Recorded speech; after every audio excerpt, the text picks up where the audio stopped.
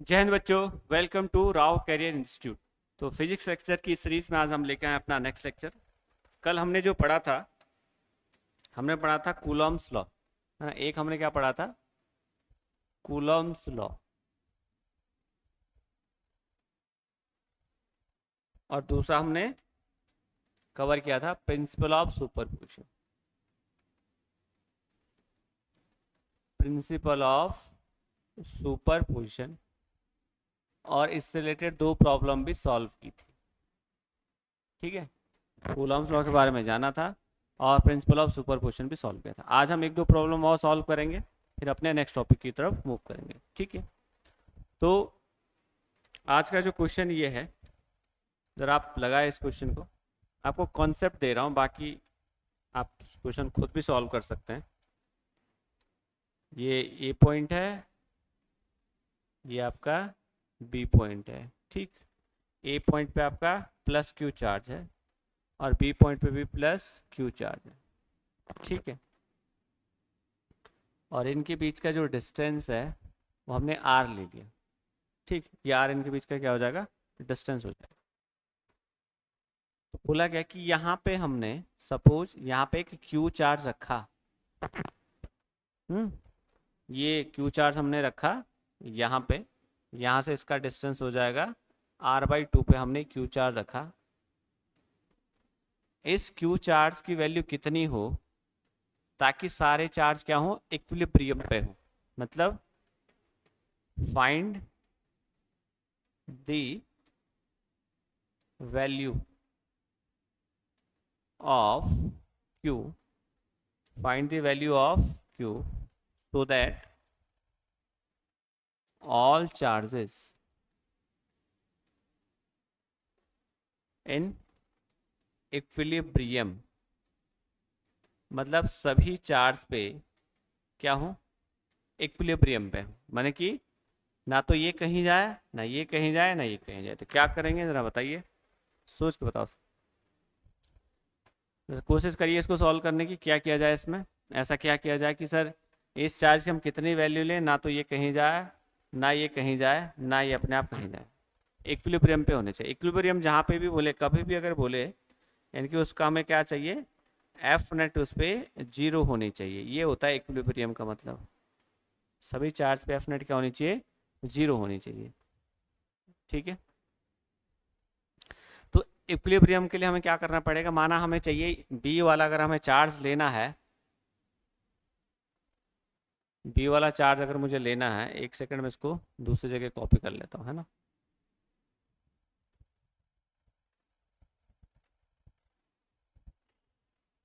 ठीक है जी,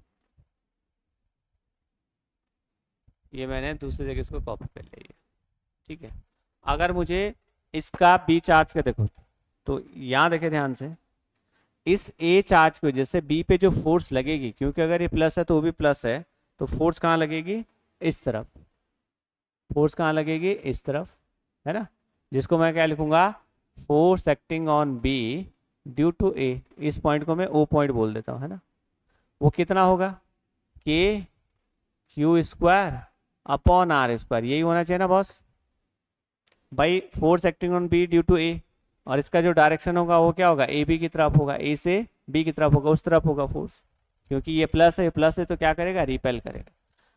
तो यानी कि इस चार्ज की वजह से इससे फोर्स लग रही है उस तरफ, यानी कि ये वाला जो चार्ज है इसकी तरफ से फोर्स इस तरफ लगनी चाहिए, ताकि इस वाले फोर्स को क्या करे, वो कैंसिल आउट कर दे। समझ गए। तो अगर हमें निकालना होगा force acting on B due to O पे जो चार्ज बैठा है, उसकी वैल्यू अगर हमें लिखेंगे तो क्या लिखेंगे, के क्यू क्यू अपॉन में r/2 का होल स्क्वायर। और ये किस तरफ लगेगा बॉस, ये लगेगा बी से ओ की तरफ। वाई, क्योंकि इसका पहली बात, इसका जो नेचर है वो हमें पता लग गया कि इसका नेचर क्या होना चाहिए, निगेटिव होना चाहिए, ऋणात्मक नेचर होना चाहिए। ऐसा क्यों कह रहे हैं, क्योंकि अगर इसका नेचर आप पॉजिटिव लोगे तो इसकी वजह से तो चार्ज उधर जा ही रहा था, अगेन इस वाले चार्ज की वजह से भी चार्ज कहाँ जाएगा, उस तरफ जाएगा। तो हमें इसका कुछ ऐसा नेचर लेना ताकि वो अपनी तरफ इस चार्ज को अट्रैक्ट करे। इट मीन्स इसका नेचर इसके जस्ट अपोजिट रखना पड़ेगा। तो अगर ये पॉजिटिव है तो इसको क्या होना पड़ेगा, नेगेटिव होना पड़ेगा। ठीक है, तो अगर ये इसको अगर इस पे अगर एफ नेट आप जीरो चाह रहे हैं, आप चाह रहे हैं कि इस पे एफ नेट क्या हो जाए, जीरो हो जाए, तो in that case magnitude of B due to A equal होना चाहिए magnitude of B due to O. क्या ये बात सबको समझ आई, ये वाला पॉइंट कि ऐसा क्यों किया गया कि सर अगर हमें चाहिए इक्विलिब्रियम पे, तो इस पे लगने वाला नेट फोर्स क्या होना चाहिए, जीरो होना चाहिए, इस पे लगने वाला नेट फोर्स क्या होना चाहिए, जीरो होना चाहिए। तो हमने पहले इसके लिए चेक किया, तो इसकी वजह से फोर्स कहाँ जा रहा था, इस तरफ, चार्ज कहाँ जा रहा था, इस तरफ, तो यानी कि इसकी वजह से चार्ज कहाँ आना चाहिए, इस तरफ आना चाहिए, और डायरेक्शन अपोजिट होनी चाहिए, और मैग्नीट्यूड क्या होना चाहिए, सेम होना चाहिए। तो मैंने दोनों का मैग्नीट्यूड क्या रखा, सेम रखा। अब अगर मैं दोनों का मैग्नीट्यूड सेम रखता हूं, तो लीजिए आंसर आपको मिल जाएगा k Q square upon are square equals k q into q upon में आर बाई टू का होल स्क्वायर। अब देखो के क्यू से के क्यू कट जाएगा, एक आर स्क्वायर से आर स्क्वायर कट जाएगा, तो हमारा इस तरफ तो बचेगा क्यू, इस तरफ क्या बचेगा, स्मॉल क्यू इंटू में 4, यही आएगा बताओ, क्योंकि आर बाई टू का स्क्वायर करोगे तो आर बाई फोर, फोर चला, यानी कि जो क्यू की वैल्यू है ये होनी चाहिए बेटा जी क्यू बाई फोर। ध्यान रखेंगे ये मैग्नीट्यूड आया, और अगर आप वैल्यू के साथ लिखना चाहते हैं विद साइन, तो माइनस क्यू बाई फोर होना चाहिए। इस तरीके से इस क्वेश्चन को सॉल्व किया जाता है, समझे आप। ये वाला प्रॉब्लम भी आपसे पूछा जा सकता है कि बीच में हम कितना चार्ज रखें ताकि ये दोनों फोर्स क्या हो जाए, जीरो हो जाए। बताओ कोई दिक्कत यहाँ तक, यहाँ तक किसी को समस्या, ठीक है जी। चलें आगे। देखो इसी का एक जस्ट उल्टा केस पूछा जाता है, इसको आप नोट करिए फिर अगला क्वेश्चन करवा, ठीक है, इसको आप नोट करिए फिर अगला क्वेश्चन करवा रहे हैं, ठीक है, नोट कर लियोगा आप। अब देखो एक दूसरा केस अगर ऐसा लिया जाए, इसी क्वेश्चन को ऐसा फ्रेम करे एग्जामिनर, कैसा फ्रेम करे, क्वेश्चन कुछ ऐसा दे दे, शिट सॉरी,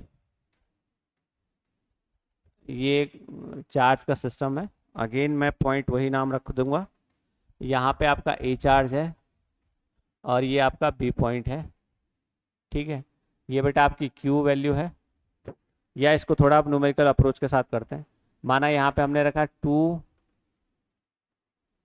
माइक्रोकुलाम और यहाँ पे रखा 2 माइक्रोकुलाम, 2 नहीं, इसको थोड़ा सा, इसको मान लो 4 माइक्रोकुलाम यहाँ पे रखा, और इनके बीच का जो डिस्टेंस है बेटा जी वो हमने मान लिया 200 सेंटीमीटर है, ठीक है। बोला गया कि इनके बीच में ये कोई चार्ज हमने रखा यहाँ पे, कितना रखा सर, 2 माइक्रोकुलाम का चार्ज रखा, ठीक है, ये मैग्नीट्यूड हमने बता दिया आपको, 2 माइक्रोकुलाम का चार्ज है। पहला केस तो यही बोल देगा, बताओ इसको इस वाले चार्ज से कितने डिस्टेंस पे रखें ताकि आपका एफ नेट जीरो हो जाए, ताकि आपका एफ नेट जीरो हो जाए। पहले तो ये बताना इसका नेचर कैसा होना चाहिए, पहली बात। दूसरा बताना कि यहाँ से कितने डिस्टेंस पे रखा जाएगा कि इसका जीरो हो जाए, समझ गया बात। तो अगर ये प्लस है और ये प्लस है, अब इसकी वैल्यू कितनी हो ताकि इस पे एफ नेट क्या हो, जीरो हो। इस वाले चार्ज पे हम चाहते हैं एफ नेट जीरो मिले, तो हमें एक्स की वैल्यू कितनी रखनी पड़ेगी, ये जरा बताइए आप लोग।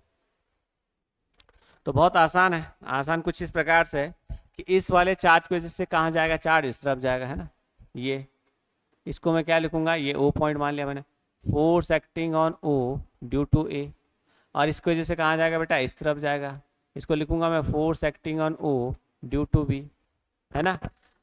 इस पे एफ नेट तभी जीरो होगा जब इन दोनों फोर्स का मैग्नीट्यूड क्या होगा, सेम होगा, क्योंकि डायरेक्शन तो क्या हो गई, अपोजिट हो गई, क्या हो गई बॉस, अपोजिट हो गई, ठीक है। दूसरी बात, तो मैं ऐसा लिखता हूं, mod of force acting on O due to A equal mod of force acting on O due to B.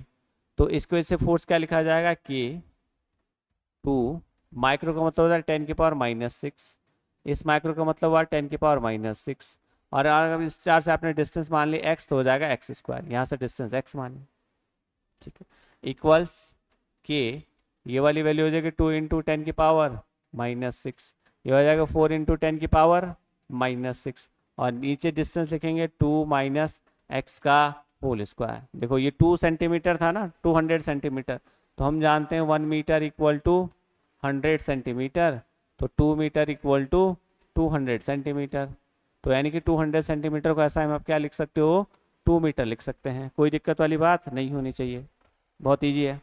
अब देखो कट करेंगे हम, के से के गया, 2 से 2 गया, इससे ये गया, इससे ये गया, कोई दिक्कत। तो यहाँ बचेगा 2 अपॉन में एक्स स्क्वायर इक्वल्स क्या आएगा बेटा जी, 4 अपॉन में 2 माइनस एक्स का होल स्क्वायर, ये बचेगा। अगेन इस 2 से ये 2 टाइम्स चला जाएगा, तो this simplifies that 1 upon x square equals 2 upon 2 minus x का होल स्क्वायर।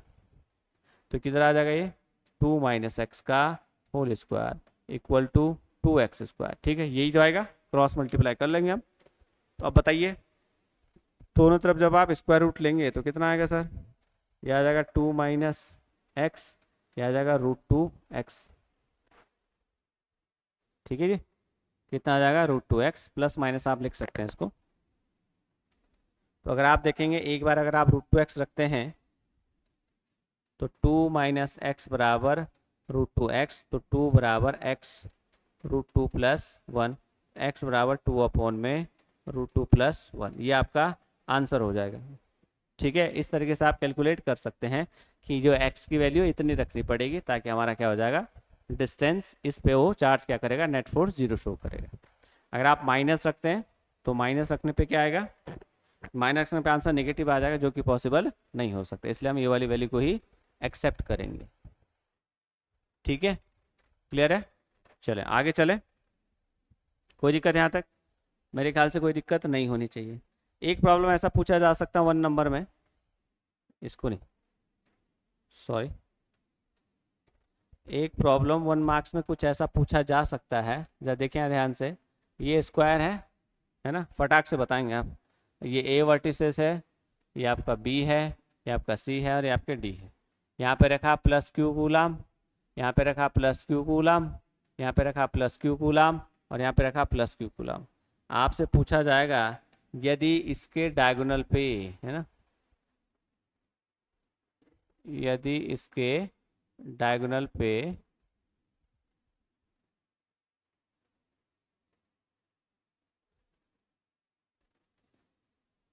यदि इसके डायगोनल पे, ठीक है बॉस, यदि इसके डायगोनल पे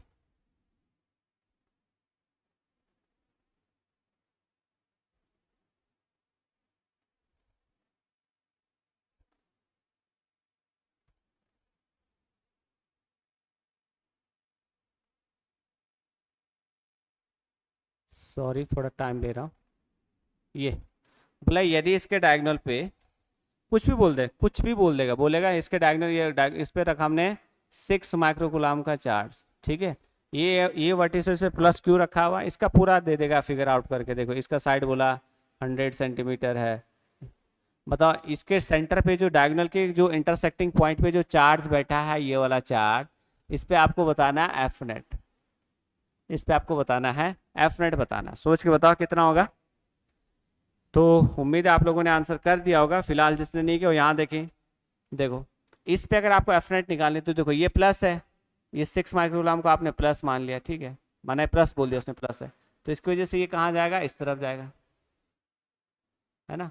तो क्या लिखूंगा, फोर्स एक्टिंग ऑन सी, नहीं force acting on O due to C, और इसकी वजह से कहाँ जाएगा बेटा, इस तरफ जाएगा, इसको लिखूंगा मैं force acting on O due to A. की ये बात समझ में आई, क्योंकि दोनों प्लस हैं, दोनों क्या है, प्लस हैं, तो एक दूसरे को क्या करेंगे, रिपेल करेंगे, ये इस चार्ज को कहाँ करेगा, रिपेल करेगा, ये वाला इसको कहाँ करेगा, रिपेल करेगा along the line joining them, ये कल बताया था, क्योंकि ये सेंट्रल फोर्स है। ठीक है, अगेन ये वाला कहाँ धकेलेगा इसको, इस तरफ, तो ये लेगा force acting on O due to D, और बी वाला कहाँ धकेलेगा इसको, इस तरफ, force acting on O due to D. क्या बात समझ में आई। अब आप देखो डिस्टेंस, ये आपका क्या है, स्क्वायर का साइड है, इसका डायगोनल है, डायगोनल क्या है, सेंटर पॉइंट पे मीट कर रहा है, यानी कि जितना डिस्टेंस ये होगा उतना ही होगा, उतना ही होगा, उतना ही होगा। नेक्स्ट, सबके मैग्नीट्यूड क्या है, सेम है, सबके मैग्नीट्यूड क्या है, सेम है। इट मीन्स, क्या मीन्स, इट मीन्स ये बात हुई कि जो force acting on O due to C equal होगा force acting on O due to A, क्योंकि डिस्टेंस बराबर है, बस डायरेक्शन अपोजिट है। Again force acting on O due to B equal to force acting on O due to D, देखो सबके magnitude बराबर हैं, इनका डायरेक्शन क्या है, सेम। इसको आप ऐसा भी लिख सकते हैं, you can write like this, force acting on O due to C minus force acting on O due to A, ऐसा आप लिख सकते हैं। Force acting on O due to B equal minus force acting on O due to D, ऐसा भी आप लिख सकते हैं, है ना। डायरेक्शन बस अपोजिट है, मैग्नीट्यूड सबका क्या है, सेम है, इसलिए बाय कैलकुलेशन या बाय कंक्लूजन हमने ये निष्कर्ष निकाला कि इस पे एफ नेट क्या होगी, 0 होगी। 1 नंबर में ऐसा आपसे पूछा जा सकता है, उम्मीद है आपको ये समझ आ गया होगा, ठीक है। आर्टिकल प्रॉब्लम में कुछ इसी प्रकार के क्वेश्चन आपसे पूछे जा सकते हैं। कोई दिक्कत यहाँ तक, कोई दिक्कत, क्लियर है, चलें आगे, ठीक है। तो अब हम पढ़ते हैं नेक्स्ट टॉपिक की तरफ, जो हमारा क्या होगा, इलेक्ट्रिक फील्ड होगा, ठीक है। यहाँ लिख रहा हूँ मैं, हमारा नेक्स्ट टॉपिक क्या होगा, इलेक्ट्रिक फील्ड, है ना। इलेक्ट्रिक फील्ड, जिसको मैं कह रहा हूँ, इसको बोलते हैं विद्युत क्षेत्र, इसको क्या बोलते हैं, विद्युत क्षेत्र। इलेक्ट्रिक फील्ड को क्या कहते हैं, विद्युत क्षेत्र कहा जाता है, ठीक है बॉस। ये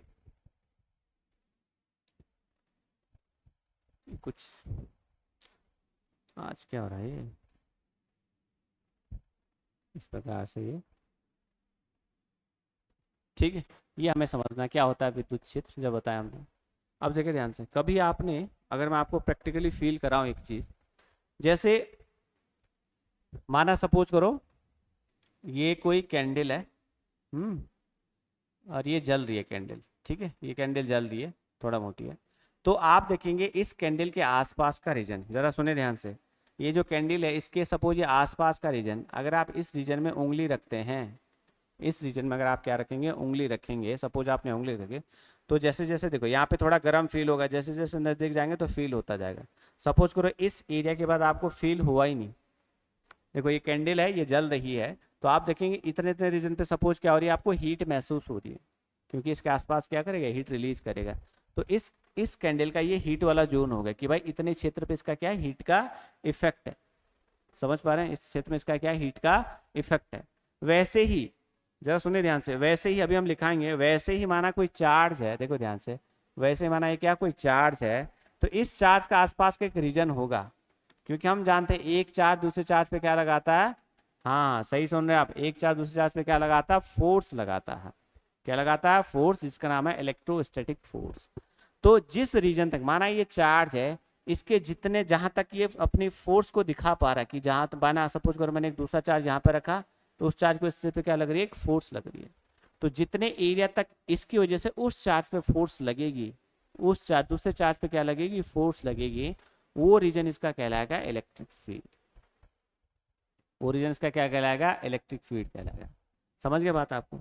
ये तो मैंने बस ऐसे समझा कि भाई जैसे आपने देखा कि भाई इस कैंडल के आसपास का रीजन में अगर आप उंगली डालोगे तो आपको हीट महसूस होगी, जैसे जैसे नजदीक जाओगे उससे ज़्यादा हीट महसूस होगी। सेम प्रोसीजर यहाँ पे सर, कि जैसे जैसे देखो माना कोई चार्ज यहाँ पे आप देखो, माना उसी मैग्नीट्यूड का चार्ज यहाँ पे है और सेम मैग्नीट्यूड का चार्ज यहाँ पे है, तो बताओ किसको ज्यादा फोर्स फील होगी, आप समझ सकते हैं फोर्स किसको ज्यादा फील होगी, जो ज्यादा नजदीक होगा।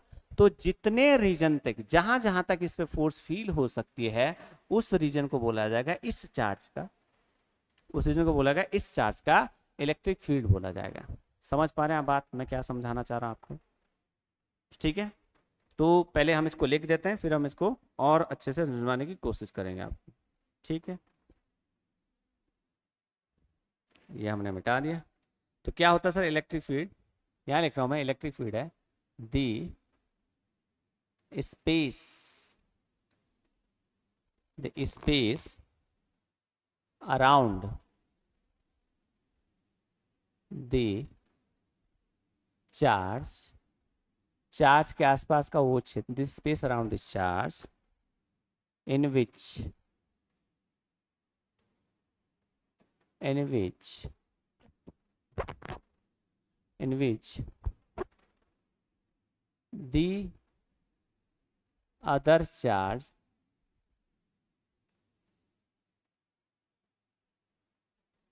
experience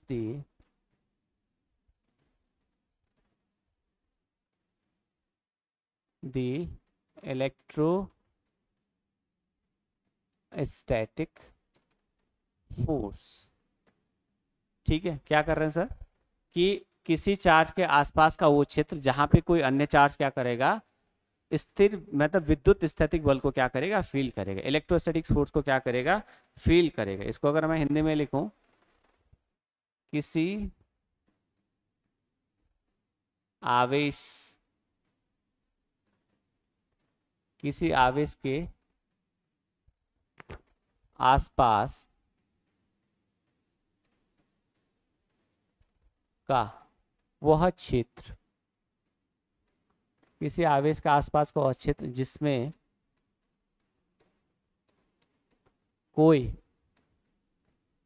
कोई अन्य आवेश है ना, जिसमें कोई अन्य आवेश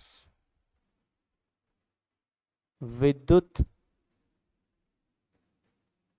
स्थैतिक बल को अनुभव करता है,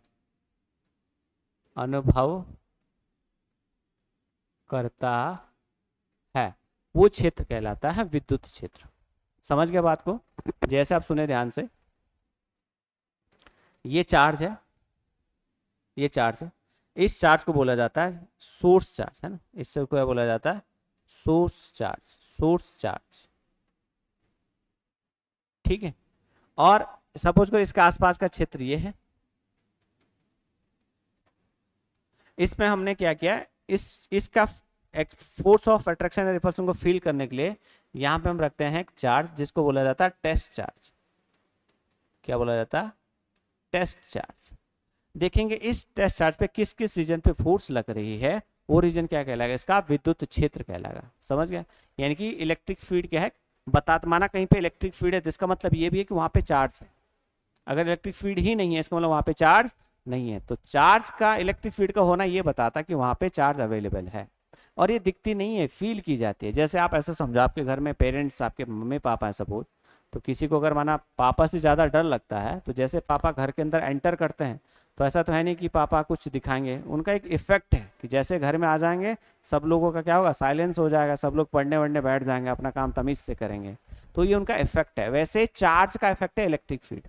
माना कहीं पे कोई चार्ज है तो उसके आसपास एक फील्ड बनेगी। कैसे पता करेंगे वहां पे चार्ज है? हम एक टेस्ट चार्ज लाएंगे, यहाँ रखेंगे, देखेंगे टेस्ट चार्ज मूव कर रहा है, इसका मतलब इसके आसपास का कोई चार्ज है जिसका इलेक्ट्रिक फील्ड की वजह से ये चार्ज क्या कर रहा है, डिफ्लेक्ट हो रहा है, इस पे फोर्स लग रही। समझ गए बात? क्लियर है बात यहां तक? ठीक है, नोट करेंगे आप, ये जो टेस्ट चार्ज है और ये आपका क्या है, सोर्स चार्ज है। आगे हम नेक्स्ट स्लाइड में हम देखेंगे इलेक्ट्रिक फील्ड इंटेंसिटी। ठीक है, नोट कर लिया? ठीक है, अब लिखेंगे आप इलेक्ट्रिक फील्ड इंटेंसिटी। क्या लिखेंगे आप? Electric field intensity. Electric field intensity, इसको बोलते हैं विद्युत क्षेत्र की तीव्रता। क्या बोलते हैं इसको? विद्युत क्षेत्र की तीव्रता। विद्युत क्षेत्र की तीव्रता बोला जाता है इसको। समझ गए? मतलब क्या है सर इसका मतलब अभी समझाते हैं आपको। समझ आप? इसका मतलब क्या हुआ, हम समझाते हैं आपको। ठीक है, ये विद्युत क्षेत्र की तीव्रता। अब देखें ध्यान से भाई, उस चार्ज का कितना इलेक्ट्रिक इफेक्ट जनरेट हुआ, भाई कितना फोर्स ऑफ अट्रैक्शन लगा या कितना फोर्स ऑफ रिपल्शन लगा, किसी न किसी वैल्यू में तो बताना पड़ेगा ना। इलेक्ट्रिक फील्ड तो क्या है, हमने बता दिया प्रॉपर्टी, मतलब क्या है, चार्ज का एक गुण है जो भाई अपने आसपास क्या बनाएगा, एक फील्ड बनाएगा। अब कैसे पता करेंगे किसी चार्ज का कितना ज्यादा इलेक्ट्रिक फील्ड है या कितना कम है, उसको जो वैल्यू को असाइन किया जाता है, कि वैल्यू बताई जाए, उसको बोलते हैं electric field intensity. Electric field intensity. Again जरा देखिए ध्यान से, क्या करते हैं हम, ये आपका सोर्स चार्ज है ना, ये आपका सोर्स चार्ज है। अब इसके आसपास का ये सपोज आपका फील्ड है, इसके आसपास का ये क्या आपका फील्ड है, और हम इस चार्ज का पता करने के लिए यहाँ पे रख देते हैं टेस्ट चार्ज, है ना। क्या रख देते हैं यहाँ पे? टेस्ट चार्ज रख देते हैं। टेस्ट चार्ज की क्या खूबी है सर? टेस्ट चार्ज की ये खूबी है कि इसका मैग्नीट्यूड बहुत बहुत कम होना चाहिए, बहुत कम होना चाहिए, और ऑलवेज पॉजिटिव होना चाहिए। लिख देते हैं यहाँ पे इस टेस्ट चार्ज के बारे में। इस टेस्ट चार्ज की क्या खूबी है? लेस मैग्नीट्यूड होना चाहिए, क्या होना चाहिए, लेस मैग्नीट्यूड होना चाहिए, और दूसरा पॉजिटिव होना चाहिए। ध्यान रखेंगे ऑलवेज पॉजिटिव, ये दो चीजें टेस्ट चार्ज की खास होनी चाहिए। अभी हम आपका आंसर भी देंगे, जो आप सोच रहे हो सर क्यों लेस रखा जाएगा और क्यों आपका पॉजिटिव रखा जाएगा, उसके बारे में भी चर्चा की जाएगी। चलो उसके बारे में चर्चा कर लेते हैं। सपोज मुझे ये पता करना है कि इस चार्ज का कितना फील्ड है, ये कितना स्ट्रॉन्ग इलेक्ट्रिक फील्ड जनरेट कर सकता है। अब आप सोचिए, मुझे सपोज ऐसी कोई कंडीशन है कि मुझे दो बच्चों में से ये पता करना है, सेम क्लास के बच्चे हैं, दोनों को सेम बेंच पे बिठाना है, क्लास 12 के दोनों बच्चे हैं, और मुझे ये पता न करना है कि किसका कैलिबर कितना है, या मुझे केवल किसका छोड़ो, मुझे केवल इस ए नाम के बच्चे का कैलिबर चेक करना है। तो मैं इसके बगल में किस बच्चे को बिठाऊं, आप सोच के बताओ। क्लास 12 का ही बिठाना है और एक ही बेंच पे बिठाना है, तो मेरी जो अप्रोच रहेगी, मैं अपनी अप्रोच बताऊं, मैं इसके बगल में एक ऐसे बच्चे को बिठाऊंगा जो उस सब्जेक्ट में वीक होगा। मैं ये नहीं कह रहा कि ओवरऑल वीक होगा। अगर माना मुझे इसका फिजिक्स का टेस्ट लेना है, इस बच्चे का मुझे फिजिक्स का टेस्ट लेना है, तो मैं इसके बगल में उस बच्चे को बैठूंगा जिसकी फिजिक्स की नॉलेज बहुत कम होगी। ऐसा क्यों होगा, क्योंकि सपोज करिए दोनों बैठ गए तो ये इससे कुछ नकल ना कर पाए, ये भले कर ले, मुझे इसके बारे में नहीं जानना, मुझे केवल इसके बारे में जानना। तो इसलिए इसके बगल में मैं वीक बच्चे को बैठाऊंगा जो उस सब्जेक्ट में वीक होगा। समझ गए बात। ऐसे ही यहाँ पे मैं क्या करूंगा, अगर मुझे इसका फील्ड जानना है तो उसके पास मैं ऐसा चार्ज लाऊंगा जिसका मैग्नीट्यूड कम होगा, ताकि केवल इसका इफेक्ट इस पे दिखे। ध्यान से सुनेंगे आप, हम ये चाहते हैं, क्योंकि सर इन दोनों के बीच में क्या लगेगी, फोर्स ऑफ अट्रैक्शन या फोर्स ऑफ रिपल्शन। अब अगर आप इसकी वैल्यू भी थोड़ा बड़ी लेते हैं या तो इसका मैग्नीट्यूड थोड़ा कंपेरेबल रखते हैं, तो इसकी वजह से इस पे भी क्या लगेगी, फोर्स लगेगी, तो हमें एग्जैक्ट एनालिसिस नहीं हो पाएगी। इसलिए हम केवल इस चार्ज का इफेक्ट इस टेस्ट चार्ज पे देखना चाहते हैं, इसलिए इसका मैग्नीट्यूड क्या रखा जाएगा, कम रखा जाएगा। फिर अगली बात आती है सर कि हम इसको पॉजिटिव ही क्यों रखते हैं, हम नेगेटिव भी तो रख सकते हैं। बिल्कुल सही सोचना आपका, सर मैग्नीट्यूड कम रख दो, नेगेटिव और पॉजिटिव क्यों रख रहे हो। ऐसा इसलिए बेटा, जरा सुने ध्यान से, ऐसा पॉजिटिव इसलिए रखा जाता है, ध्यान से सुने, क्योंकि अगर आप निगेटिव चार्ज रखोगे ना और मैग्नीट्यूड और कम रख दोगे तो उसका जो फोर्स को फील नहीं कर पाएगा। मैग्नीट्यूड बहुत कम रख दिया, अगेन उसको आपने निगेटिव चार्ज भी रख दिया, तो उसका पोटेंशियल बहुत बहुत कम हो जाएगा, जिसकी वजह से वो फोर्स को फील नहीं कर पाएगा। भाई हम तो ये चाहते हैं ना कि इस पे कितनी फोर्स लगे, तभी तो हम कुछ कैलकुलेट कर पाएंगे। अब जब ये चार्ज फोर्स फील ही नहीं करेगा, so how can we calculate, हम कैसे कैलकुलेट करेंगे।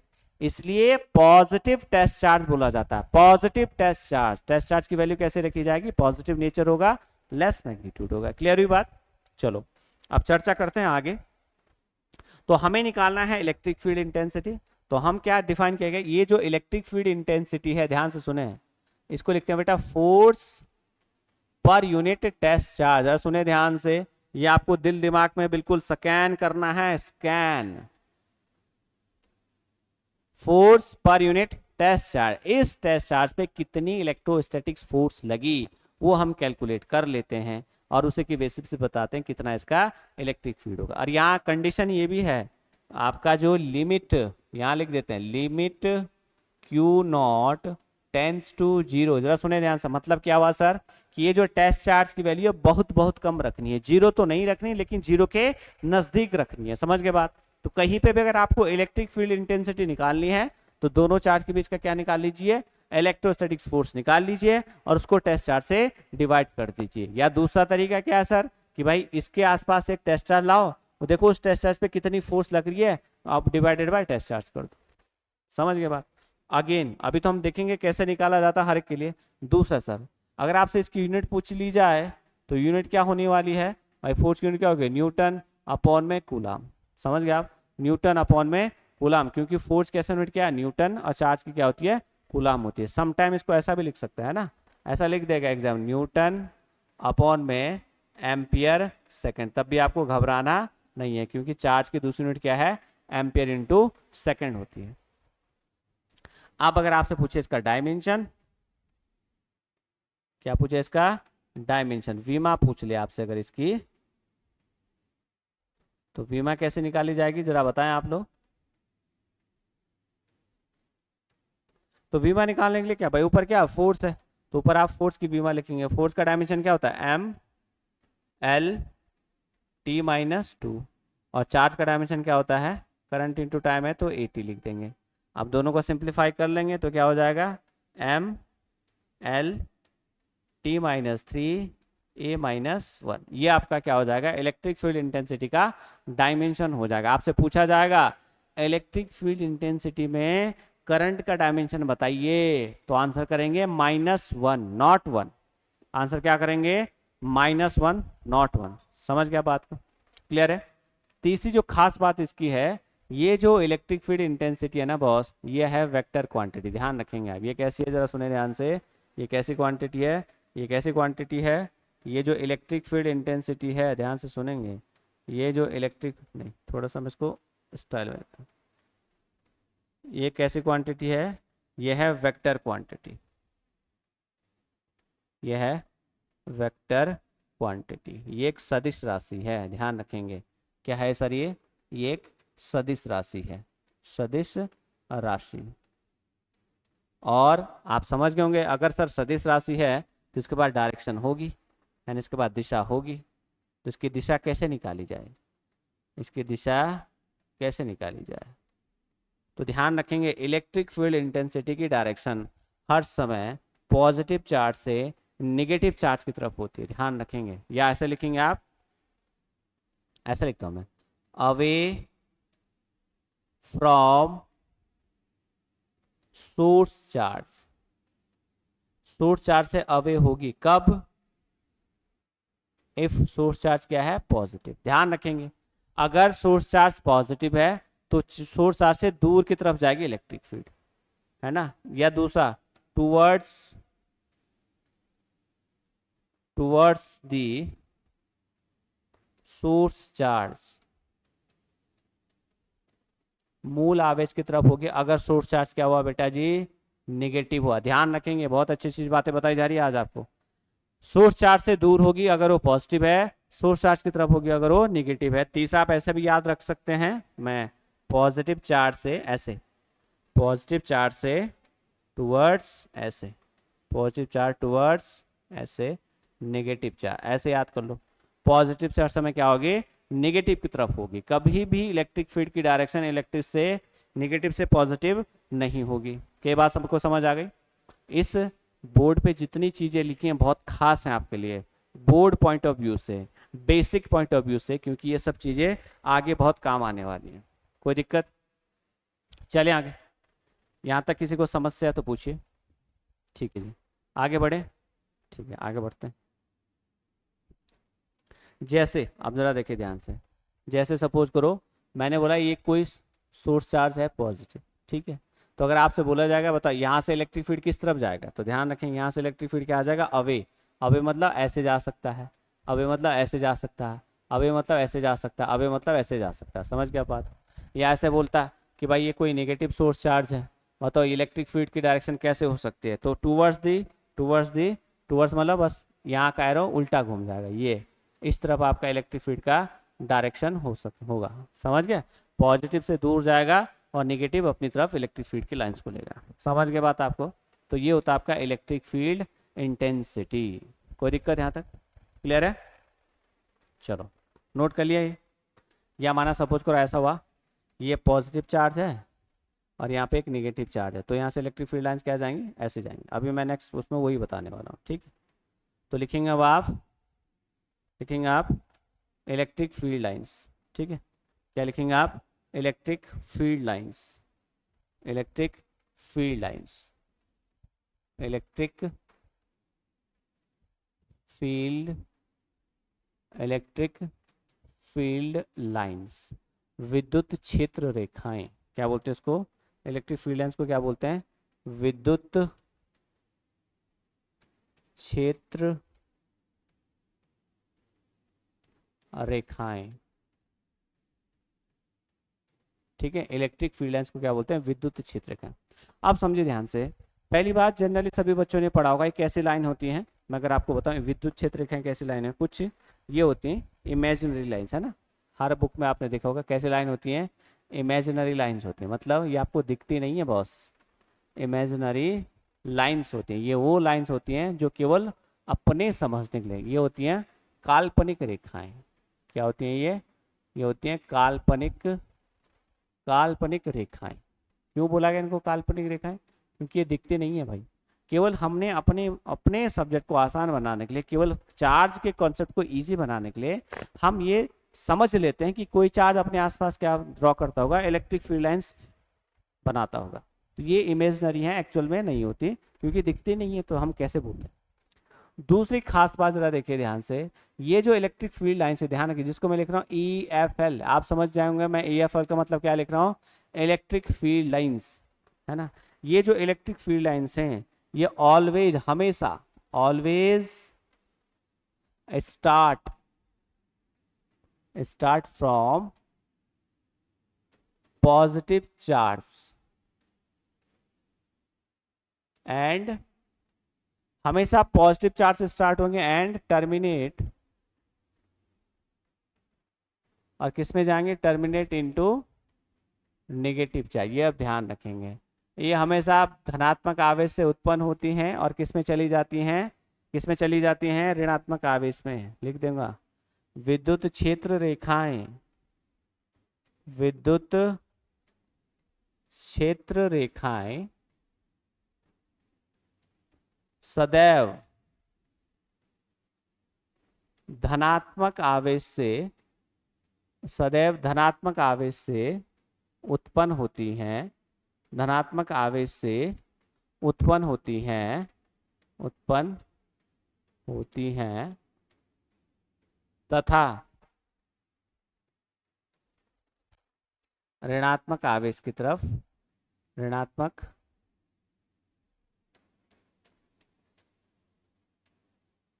तथा ऋणात्मक आवेश में चली जाती है। ये बात समझ में, आवेश में चली जाती है। ऐसा कभी नहीं होगा कि ये नेगेटिव से आई और ये पॉजिटिव में चली गई, दिस इज नॉट पॉसिबल। मतलब सपोज करो ये पॉजिटिव चार्ज है, यहाँ देखे ध्यान से, और यहाँ पे सपोज करो ये एक नेगेटिव चार्ज है बेटा, ठीक है। तो जो इलेक्ट्रिक फील्ड लाइंस हैं वो पॉजिटिव से निकल के कहाँ जाएंगे, नेगेटिव में चाहिए, या ऐसे चली जाएंगे, कुछ ऐसे चले जाएंगे। कभी भी ऐसा नहीं होगा, कभी ऐसा नहीं देखेंगे आप कि नेगेटिव से पॉजिटिव की तरफ आ रही है। हमेशा पॉजिटिव से जाती हुई नजर आएंगे, नेगेटिव में आती हुई नजर आएंगे। या कभी कभी आपने ऐसा बना हुआ देखा होगा, ये पॉजिटिव चार्ज है तो यहाँ ऐसे बांध दिया, ये इलेक्ट्रिक फील्ड लाइन यहाँ पे ऐसे जाएंगे, जो अभी जस्ट पहले बनाए थे। या अगर ये नेगेटिव है तो इसमें इलेक्ट्रिक फील्ड लाइन्स ऐसे आएंगे, इलेक्ट्रिक फील्ड लाइन कुछ ऐसे आएंगे। समझ गया बात आपको? कंसेप्ट यही है, always originate from positive charge and terminate into negative charge only. कभी भी ऐसा नहीं होगा कि पॉजिटिव से पॉजिटिव चली जाएंगी। क्या लगता है आपको, ऐसा है क्या कि भाई इलेक्ट्रिक फील्ड लाइंस पॉजिटिव में पॉजिटिव चली गई, नेगेटिव से नेगेटिव में चली गई? This is not possible, concept ही खराब हो जाएगा, ठीक है। तीसरी बात क्या, टू इलेक्ट्रिक फील्ड लाइंस, दो विद्युत क्षेत्र रेखाएं, two electric field lines never intersect each other, never intersect each other, है ना, नेवर इंटरसेक्ट ईच अदर। दो विद्युत क्षेत्र रेखाएं कभी भी एक दूसरे को इंटरसेक्ट नहीं करती, दो विद्युत क्षेत्र रेखाएं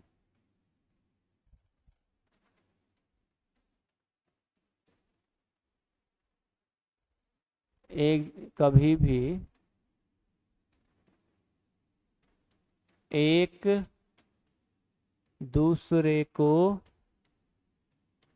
प्रतिच्छेद नहीं करती, ठीक है,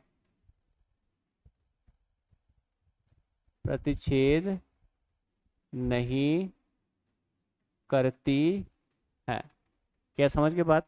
जो इलेक्ट्रिक फील्ड लाइंस हैं कभी भी एक दूसरे को प्रतिच्छेद नहीं करेंगे। मतलब अगर कहीं पे ऐसा लिखा है कि भाई एक इलेक्ट्रिक फील्ड लाइन ऐसी जा रही है और एक इलेक्ट्रिक फील्ड लाइन ऐसी जा रही है, बोला जाएगा कि ये केस पॉसिबल है, ये केस पॉसिबल ही नहीं है बेटा, ध्यान रखेंगे आप, ये केस आपका पॉसिबल ही नहीं होगा। क्यों नहीं होगा?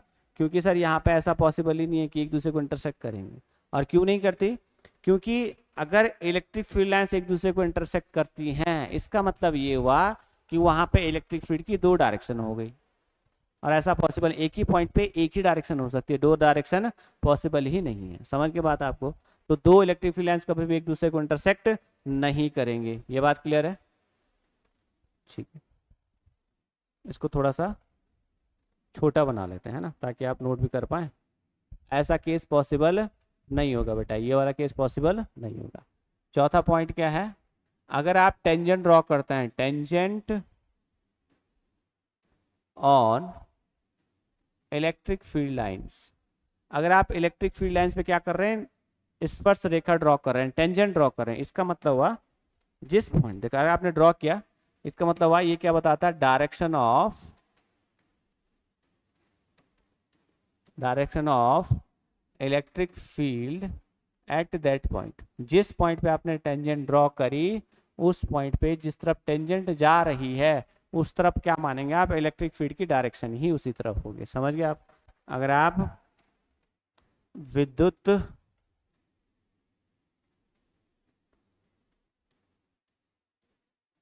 विद्युत क्षेत्र रेखा पर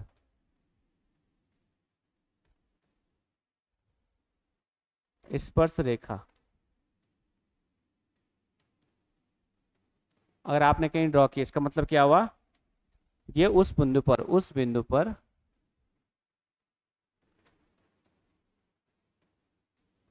विद्युत क्षेत्र की दिशा बताता है, उस बिंदु पर विद्युत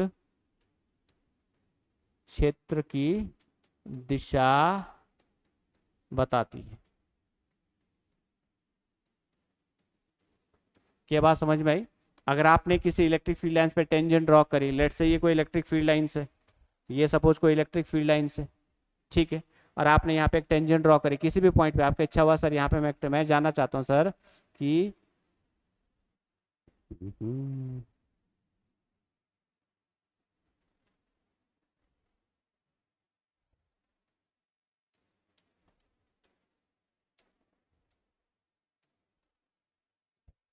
ये मैंने सपोज करो,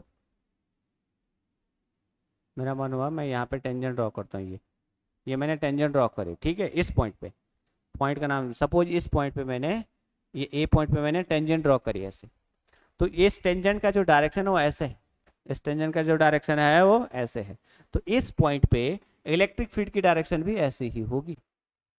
माना आप चाह रहे हैं सर यहाँ पे पता करो जरा, यहाँ पे कितनी इस यहाँ पे बताओ सर इलेक्ट्रिक फील्ड की डायरेक्शन कितनी है, तो यहाँ पे हम क्या करेंगे, टेंजेंट ड्रॉ करेंगे ऐसे, तो यहाँ पे इलेक्ट्रिक फील्ड की डायरेक्शन ऐसी हो जाएगी। कभी भी अगर आपको इलेक्ट्रिक फील्ड लाइंस दे रखी हो और बोला उस पॉइंट पे बताओ इलेक्ट्रिक फील्ड का डायरेक्शन है, तो आपको बस कुछ नहीं करना, टेंजेंट ड्रॉ करना है। टेंजेंट का मतलब उस पॉइंट से एक सीधी लाइन ड्रॉ करनी है, क्रॉस नहीं करनी चाहिए। कहीं ऐसे ना बनाए आप लोग, कई बच्चे ऐसे बना देंगे, सपोज करो ऐसे और ऐसे बना देंगे, सर ये भी तो क्रॉस करे, ऐसे नहीं, टेंजेंट मतलब उसको केवल टच करनी चाहिए बस। समझ गए आप? तो ध्यान रखेंगे जब भी आप किसी इलेक्ट्रिक फील्ड लाइंस पे टेंजेंट ड्रॉ करेंगे, वो टेंजेंट उसका डायरेक्शन बताएगा, इलेक्ट्रिक फील्ड का डायरेक्शन बताएगा। जिस तरफ आपका टेंजेंट जाएगा उसी तरफ आपका इलेक्ट्रिक फील्ड जाएगा, पॉजिटिव से नेगेटिव की तरफ। समझ पा रहे हैं बात की? पॉजिटिव से नेगेटिव की तरफ करना है, उल्टा नहीं करना, ठीक है। नेक्स्ट, फिर आपका पांचवा पॉइंट है कि जो density of electric field lines है, क्या लिख रहा हूं मैं, density of electric field lines, है ना, मतलब उसको विद्युत क्षेत्र का जो घनत्व है, मतलब कितनी घनी घनी है, ऐसे ऐसे समझो आप, ये मैं लाइन पूरी कर लेता हूँ। जो density of electric field lines ये बताता है मैग्नीट्यूड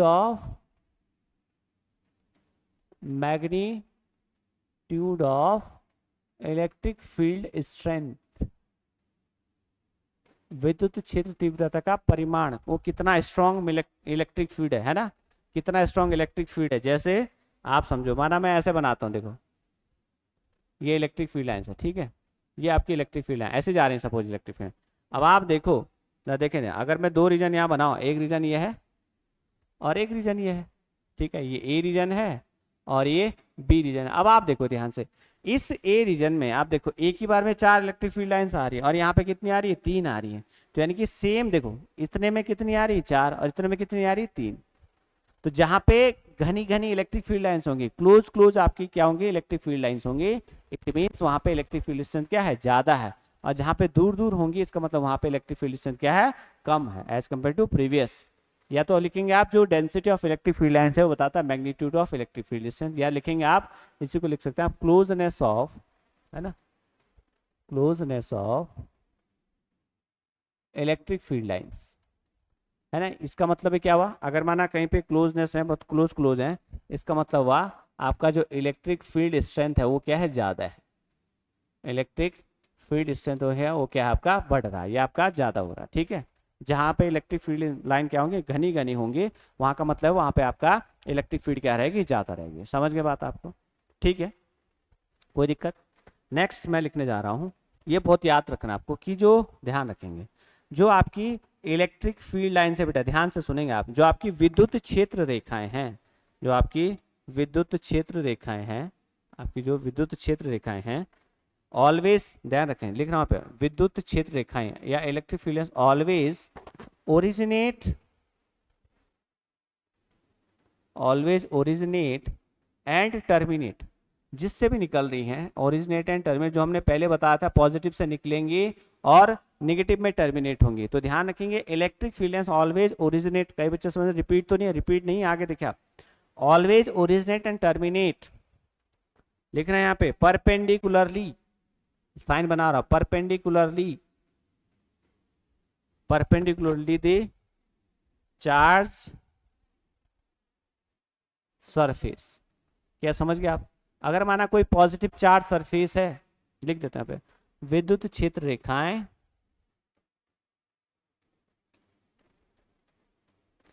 विद्युत क्षेत्र रेखाएं किसी आवेशित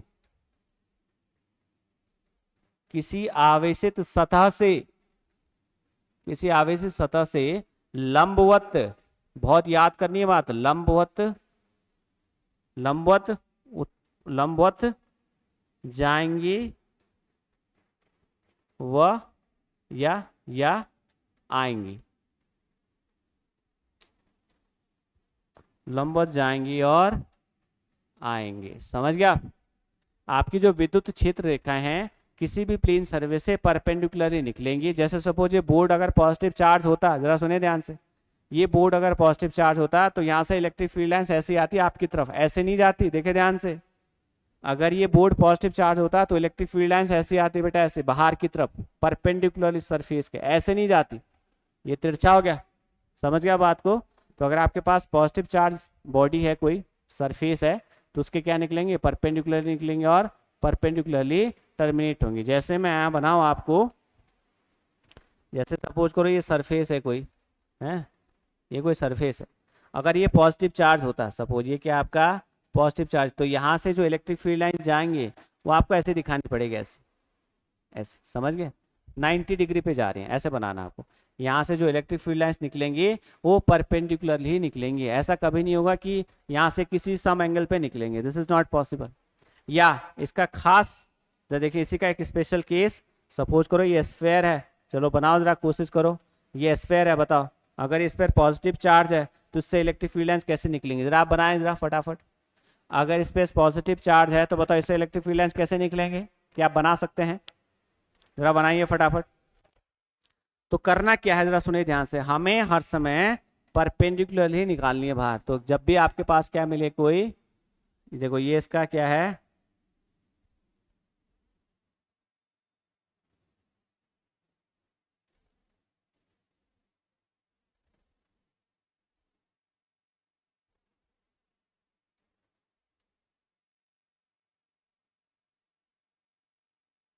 कुछ ऐसे बना, तो ध्यान रखेंगे जब भी आपकी जो इलेक्ट्रिक फील्ड लाइंस निकलेंगे वो सरफेस से क्या बनानी चाहिए, 90 डिग्री, ऐसे ऐसे निकलेंगे बेटा, ऐसे, इनको बोलते हैं रेडियली आउटवर्ड, क्या बोलते हैं, रेडियली आउटवर्ड, ऐसे कुछ पीछे अगर लाइन ज्वाइन करोगे आप इलेक्ट्रिक, तो किस पे जानी चाहिए, सेंटर पे जानी चाहिए, ऐसे, समझ गए। तो ये 90 डिग्री होना चाहिए, ऐसे, ये 90 डिग्री, ये 90 डिग्री, ये 90 डिग्री, ये 90 डिग्री, ये 90 डिग्री। तो कभी भी अगर कोई, इसको बोलते हैं रेडियली, ध्यान रखेंगे, रेडियली आउटवर्ड, अगर आपका स्फेयर है तो रेडियली आउटवर्ड या रेडियली इनवर्ड। पॉजिटिव चार्ज है तो रेडियली आउटवर्ड, नेगेटिव चार्ज है तो रेडियली इनवर्ट होगा। कई बात समझ आई सभी को, इसमें किसी को दिक्कत समस्या परेशानी, बहुत इंपॉर्टेंट पॉइंट है ये, है ना, रेडियली आउटवर्ड और रेडियली इनवर्ट, क्लियर। चले आगे, 6 पॉइंट हो गए, एक और पॉइंट लिखवाते हैं। यदि लास्ट, ये सबको पता होना चाहिए, यदि आपकी जो इलेक्ट्रिक फील्ड लाइंस पैरेलल है, electric field lines are parallel, समांतर है, एंड इक्वली स्पेस्ड है ना, ये अपनी तरफ से लिखवा रहा हूं मैं, मतलब आपको कहीं दिक्कत ना हो, जिनमें इक्वली स्पेस्ड है मतलब आपकी जो विद्युत क्षेत्र रेखा है वो समांतर है, आपकी जो विद्युत क्षेत्र रेखाएं समानांतर है और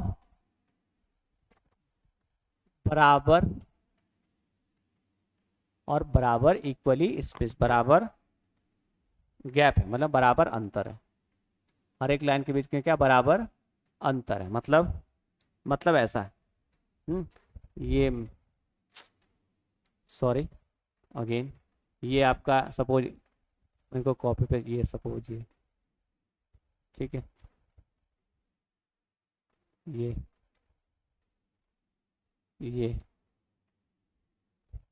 ठीक है, ऐसे ऐसे आपकी इलेक्ट्रिक फील्ड लाइन्स हैं, ये है ना, ये आपकी इलेक्ट्रिक फील्ड लाइन्स है, ये आपका इलेक्ट्रिक सब, और इनके बीच का ये जो गैप है, ये सपोज डी है, इनके बीच का जो गैप है ये डी है, इनके बीच का ये जो गैप है ये मैंने डी मान लिया, इसको बोलते हैं इक्वली स्पेस्ड।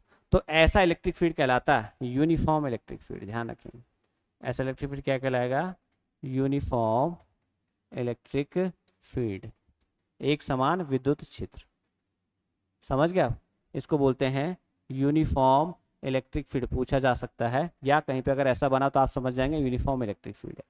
ये कंडीशन में नहीं, इक्वली स्पेस्ड होना चाहिए, ठीक है, अगर ये इक्वली स्पेस नहीं है, पैरेलल तो होती हैं क्योंकि इंटरसेक्ट नहीं करते, लेकिन अगर इलेक्ट्रिक फील्ड लाइंस पैरेलल भी हैं और इक्वली स्पेस में हैं तो इसको बोलते हैं एक समान विद्युत क्षेत्र, क्या बोलते हैं इसको, एक समान विद्युत क्षेत्र, समझ गए, एक समान विद्युत क्षेत्र, ठीक है। तो आज हमने इलेक्ट्रिक फील्ड कवर किया, इलेक्ट्रिक फील्ड इंटेंसिटी कवर किया, एक दो न्यूमेरिकल किए, साथ में हमने इलेक्ट्रिक फील्ड लाइंस को भी कवर किया। तो आज के लिए बच्चा बस इतना ही। यदि आपको लेक्चर पसंद आ रहा हो तो अपने दोस्तों को जरूर बताएं। आने वाले सीरीज में हम बात करेंगे इलेक्ट्रिक फील्ड से लेके कुछ नए कॉन्सेप्ट, उससे रिलेटेड प्रॉब्लम्स, सुपर मतलब अगर बहुत सारे चार्ज हैं तो नेट इलेक्ट्रिक फील्ड कितनी होगी वो भी सीखेंगे, फिर आगे हम उसके डेरिवेशन भी करते रहेंगे। आज के लिए बस इतना ही, जय हिंद।